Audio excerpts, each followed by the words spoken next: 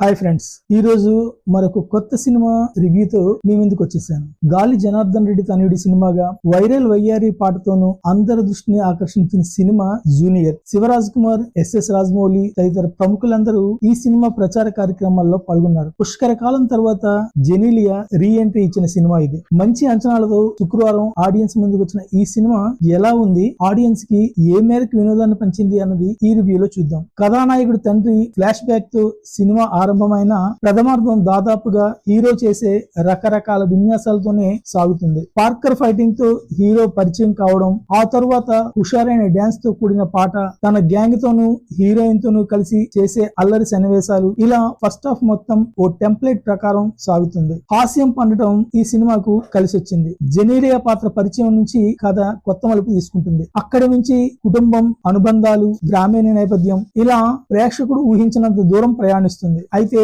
ఎక్కడా కొత్తగా అనిపించదు. తెలిసిన ఈ కథని కొత్తగా చెప్పే ప్రయత్నం కనిపించలేదు. హీరోకి జెనీలియాకి మధ్య సంబంధాన్ని ఆవిష్కరించే సన్నివేశాలు సెకండ్ హాఫ్ పై ఆసక్తిని పెంచుతాయి. అక్కడి నుంచి ఆ ఇద్దరి మధ్య డ్రామా మొదలవుతుందని ఆశిస్తాం. కానీ ఫ్లాష్ బ్యాక్ తర్వాత అనూహ్యంగా కథ మళ్ళీ పల్లెటూరు బాట పడుతుంది. శ్రీమంతుడు, మహర్షి తదితర సినిమాల్ని గుర్తు చేస్తూ సన్నివేశాలు సాగుతాయి. సెకండ్ హాఫ్ లో భావోద్వేగాల్ని బలంగా పండించే ఆస్కారం ఉన్నప్పటికీ దర్శకుడు ఆ దిశగా దృష్టి పెట్టలేదు. దాంతో కొన్ని సన్నివేశాలు మాత్రమే ప్రభావం చూపించాయి. పతాక సన్నివేశాలకు ముందు వచ్చే మలుపు ఆకట్టుకుంటుంది. హీరో టాలెంట్ ని తెరపై ఆవిష్కరిస్తూ ఓ పెద్ద కథని చెప్పే ప్రయత్నం మాత్రమే చేశాడు. కిరీటి హుషారైన తన నటనతో ఆకట్టుకున్నాడు. డాన్స్లు, ఫైట్లు చాలా బాగా చేశాడు. తెరపై కనిపించిన విధానం కూడా బాగుంది. వైరల్ వయ్యారి పాటలో అయితే పైసా వసూలు అనిపించాడు. శ్రీలీల, కిరీటి పోటాపోటీగా ఆ పాటలో ఆడి పాడారు. కథానాయక శ్రీలీల పాత్రకి సినిమాలో పెద్దగా ప్రాధాన్యం లేదు. పాటల కోసమే అన్నట్టుగా